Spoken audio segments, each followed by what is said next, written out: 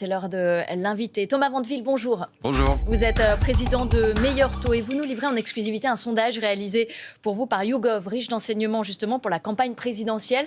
Une contribution sur les tendances sociétales et le rapport des Français aux institutions financières. On vient de voir ce sujet sur la petite Liana, 11 ans. C'est la justice là qui est pointée du doigt. Le président, le ministre de la Justice parle de dysfonctionnement et de failles. Un Français sur deux n'a pas confiance dans la justice. Ça, c'est un sondage CSA qui le dit. Plus largement, ce que dit le sondage de YouGov pour Meilleur Taux, c'est la défiance des Français vis-à-vis des systèmes publics. En quoi est-ce une préoccupation forte et comment ça se traduit ? Alors, je ne sais pas si on peut dire de la défiance. En tout cas, c'est beaucoup de lucidité et un peu de pessimisme sur les services de protection sociale. Sur tout ce que l'État-providence a inventé en 1945, on voit dans l'étude qu'on vient juste de produire que 75% des Français pensent que ces systèmes de protection sociale, donc l'assurance vieillesse, l'assurance chômage, l'assurance maladie, vont se dégrader dans les années qui viennent. Et c'est particulièrement frappant sur le système de retraite par répartition, où 60% des Français pensent que ce système de retraite sera incapable de vraiment leur donner une pension suffisante. Alors justement, cet enseignement majeur sur les retraites, seuls 38% des Français, le chiffre va s'afficher, ont confiance dans le système par répartition. Ça veut dire qu'on arrive au bout d'un modèle, là ? Oui, parce que le modèle qui était conçu en 1945 a été conçu à un moment où la démographie était très différente, au moment où l'espérance de vie était à peine supérieure à l'âge de départ à la retraite et au moment où, par ailleurs, la natalité était très forte. On a beaucoup évolué depuis. Aujourd'hui, l'espérance de vie, c'est 20 ans de plus que l'âge de départ à la retraite. Et par ailleurs, le nombre d'actifs baisse et puis la natalité, vous le savez, baisse aussi énormément. Et donc, arithmétiquement, ce système ne tient plus. Et d'ailleurs, quand on regarde les dernières projections du Conseil d'orientation des retraites, on se rend compte que les taux de remplacement vont encore perdre 10 points d'ici 2040. Le taux de remplacement, c'est quoi ? Ça veut dire que la retraite va baisser. Exactement. Ça veut dire que le rapport entre la première pension de retraite et le dernier revenu d'activité baisse. Pour un salarié du privé, ce taux va passer à 60%, c'est-à-dire que pour un salarié du privé, ce sera une perte de revenus de 40% au moment du passage à la retraite. Pour un cadre du privé, ce sera une perte de 60% des revenus. Et pour un cadre dirigeant du privé, ce sera une perte de 70% des revenus. Donc on ne baisse pas les pensions de retraite, mais elles vont mécaniquement baisser. Oui, cet écart se creuse parce que l'indexation des retraites est plus faible que la hausse des salaires d'une manière générale, et puis parce que le système ne tient plus. Donc les Français anticipent le fait que ce système ne sera plus capable de subvenir à leurs besoins, ceux qu'ils avaient et au rythme de vie qu'ils avaient avant la retraite. C'est ce qui explique aujourd'hui le très fort taux d'épargne. Je crois qu'on est autour de 19%. Vous le voyez, vous le constatez, vous, chez Meilleur Taux, où vous avez une partie, effectivement, de votre business qui est consacrée aux investissements et aux placements ? Alors vous avez raison, le taux d'épargne est à 20%, qui est quand même un taux extrêmement élevé. C'est le taux de Covid, c'est le taux du moment de Covid. Donc oui, on le sent tous les jours. On travaille beaucoup avec nos clients sur l'épargne et on le sent, et c'est pour ça qu'on a voulu faire cette étude. On sent depuis 4-5 ans une accélération du souci des Français de prendre en main leur avenir financier, de manière extrêmement proactive. Donc leur rapport, et c'est un vrai changement culturel, leur rapport avec l'État-providence change. Ils valorisent toujours cet État-providence, mais ils considèrent qu'il sera plus capable de jouer son rôle de manière aussi efficace que pour les générations d'avant. Et donc ils s'y préparent. On sent vraiment une prise de responsabilité très forte des Français sur leur avenir financier parce qu'ils sont inquiets. Le débat présidentiel, il va aussi tourner autour de la capitalisation, puisqu'il y a déjà au moins 2 candidats qui s'y essaient, Gabriel Attal et Édouard Philippe. Est-ce que dans les faits, les Français font déjà une forme de capitalisation ? Oui, alors ce terme de capitalisation, il est toujours un petit peu polémique. Nous, ce qu'on constate, c'est une préparation à la retraite par l'épargne, tout simplement. D'abord par l'assurance vie, et donc le taux d'épargne augmente énormément. Mais vous voyez, des produits comme le plan d'épargne retraite, c'est un produit qui a un énorme succès. Il y a déjà 150 milliards d'euros d'encours et des millions de Français qui ont souscrit. C'est un très bon produit avec des avantages fiscaux très intéressants. Et donc, énormément de Français s'y préparent proactivement.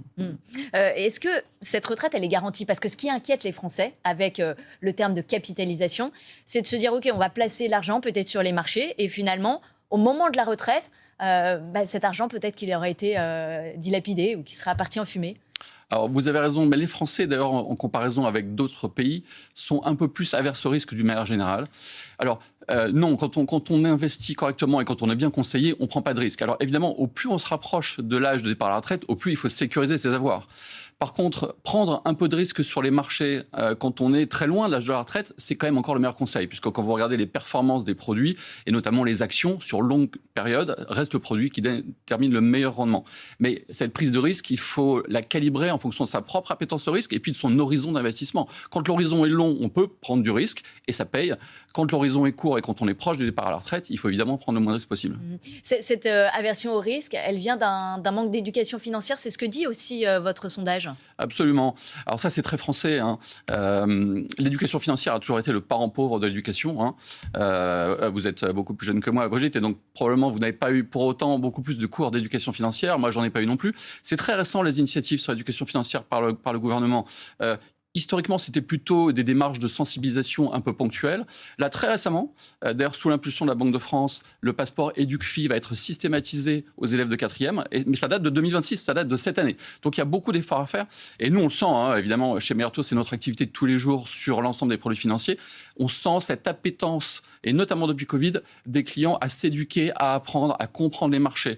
On constate d'ailleurs dans les statistiques qu'aujourd'hui, plus de la moitié des Français considèrent qu'ils ne comprennent pas les mécanismes et les produits financiers. Il y a d'ailleurs un écart entre les hommes et les femmes. Les hommes sont toujours un peu moins modestes que les femmes.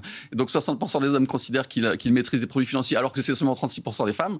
Donc cet écart, mais globalement, 30% des Français seulement pensent qu'ils peuvent être autonomes pour gérer leur avenir financier. Meilleur Taux, on le disait, c'est aussi des placements de l'épargne. Face à la baisse du rendement du livret A, on voit aujourd'hui qu'il y a une fuite. Est-ce que vous la retrouvez vers l'assurance vie et uniquement vers l'assurance vie ? Non, ça se trouve vers l'assurance vie, ça se trouve vers le PER aussi beaucoup.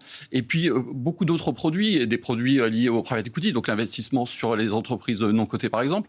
Donc ça se diversifie et c'est très important de diversifier sur les produits obligataires, sur les ETF. On trouve il y a beaucoup de solutions qui permettent de compenser la baisse du rendement en assurance vie. Face à des marchés erratiques un peu en ce moment, est-ce que justement vous privilégiez le marché obligataire ? Exactement. Aujourd'hui, les marchés sont assez fortement valorisés. Les multiples sont très élevés. Les marchés ont même battu des records de valorisation pendant la guerre. Mais les valorisations sont très, très élevées. Il faut faire très attention. Les marchés, notamment les indices, sont tirés par la valeur technologique. C'est en particulier le cas aux États-Unis, avec objectivement, une certaine bulle, une certaine décorrélation par rapport à la valeur réelle. L'exemple le plus marquant, vous voyez les grandes introductions en bourse qui se préparent aux États-Unis, notamment celle de SpaceX ou celle d'Anthropic. SpaceX devrait être valorisée 1700, peut-être jusqu'à 2000 milliards de dollars, alors que c'est une entreprise qui fait 18 milliards de chiffre d'affaires et 5 milliards de dollars de pertes en 2025. Vous voyez qu'il y a un énorme écart entre les valorisations de cette entreprise et la valeur réelle qu'elle génère pour le moment. Donc il faut être très prudent sur les marchés actions pour le moment.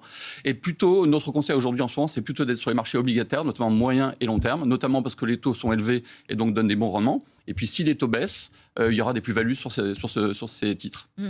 Meilleur taux. Alors, est-ce que vous proposez le meilleur taux en termes de rendement ? J'ai vu une publicité sur votre site pour un rendement de 5% net en assurance vie, en euros, net frais de gestion. Exactement. Oui, je pense que donc c'est 5 euros garantis. Absolument. 5% garantis. C'est un objectif de rendement qui est quasiment garanti. Alors, on ne sait jamais ce qui se passe sur les marchés sur net, mais qui est quasiment garanti. Oui, on peut dire que c'est à peu près le meilleur contrat d'assurance vie qu'on a en ce moment sur le marché. Meilleur taux, c'est évidemment des taux immobiliers. Si je veux acheter un bien immobilier, c'est quoi le meilleur taux à 20 ans, par exemple ? Alors, les meilleurs dossiers aujourd'hui à 20 ans, c'est 3,10. En moyenne, on est à 3,40 pour les meilleurs dossiers. Donc, les meilleurs dossiers sont les clients qui n'ont pas un taux d'endettement très élevé, qui ont potentiellement des revenus élevés. Le meilleur taux aujourd'hui à 20 ans, c'est 3,10. Mais il faut faire très attention parce que c'est très différencié en ce moment. Les taux évoluent beaucoup. Les banques ont absorbé une partie de la hausse des taux sur les emprunts d'État français, qui ont augmenté de 0,5% depuis le début de la guerre. Les banques ont absorbé cette hausse. Ils ne sont pas complètement calés sur cette hausse, mais de manière extrêmement différenciée. Cette semaine encore, par exemple, c'était assez frappant. Certaines banques ont augmenté leur taux, d'autres ont baissé. Donc, c'est le moment ou jamais de faire le tour du marché. D'accord, donc il ne faut pas être frileux, il ne faut pas être attentiste ? Non, de toute façon, c'est le moment. On est sur un étiage, on est sur des taux qui sont à peu près ceux qu'on a comme service historiquement. On a eu des périodes où les taux étaient beaucoup, beaucoup plus bas. Mais là, on est sur un étiage de marché. Et par ailleurs, il y a une certaine incertitude sur le marché lié à ce qui va se passer en Iran et au déblocage ou pas du détroit d'Ormuz et les conséquences sur les cours du pétrole. Et donc, non, il ne faut pas attendre. Ça veut dire qu'il peut y avoir une augmentation des taux en fonction de l'évolution géopolitique. Vous avez plusieurs scénarios, j'imagine ? Tout va dépendre bien sûr de ce qui se passe sur le conflit en Iran.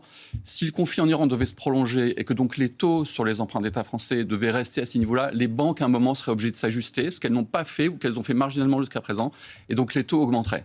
Si par contre on arrivait à débloquer la situation sur le conflit en Iran rapidement, on pense que les cours du pétrole vont baisser assez rapidement parce qu'on aura une pléthore d'offres pour beaucoup de raisons. Donc les taux devraient escaler et donc les banques vont revenir sur un étiage qui est peut-être celui qu'on a aujourd'hui ou peut-être un petit peu en dessous parce qu'elles ont aussi des objectifs commerciaux à atteindre pour l'année. Vous êtes aussi très présent dans le secteur de l'assurance. Est-ce que le dérèglement climatique entraîne une augmentation importante des primes ? Alors oui, ça on le voit d'une manière générale sur les primes, notamment sur l'assurance habitation. Les risques sont plus difficiles à tarifer. Et donc, ça se reporte, bien sûr, sur les tarifs, mais pas seulement sur les tarifs, aussi sur la zonification, c'est-à-dire sur le zonage que les compagnies d'assurance font sur certaines zones. Il y a certaines zones qui deviennent en réalité très difficilement assurables. Donc, c'est moins une question de tarif que de sélection des risques par les compagnies d'assurance. On a des incertitudes sur la croissance, moins 0,1% au premier trimestre.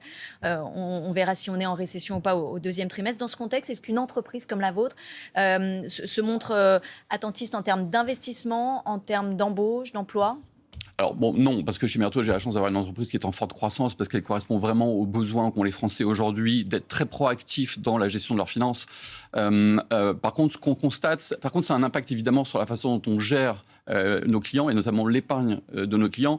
Vous l'avez dit, la croissance va être faible. L'OCDE prévoit dans les toutes dernières prévisions 0,7% de croissance en 2006 pour la France, donc c'est beaucoup moins de ce qui était prévu. On ne sait pas encore ce que fera la Banque Centrale Européenne. On entend des possibles hausses de taux par la Banque Centrale Européenne dans les prochaines semaines. Alors même, je suis un petit peu sceptique sur ce mouvement, parce qu'on n'a pas vraiment d'inflation. On a une hausse des prix liée à la hausse des carburants et de certaines matières premières, mais on n'est pas encore vraiment dans une mécanique d'inflation. Et donc, très concrètement, ça a un impact sur l'épargne des clients. C'est-à-dire qu'aujourd'hui, les clients restent un petit peu en retrait sur le projet, mais par contre, épargnent, et ça a un impact évidemment très positif sur nous. Merci Thomas Vandeville d'avoir été notre invité ce matin dans La Politique C'est Clair.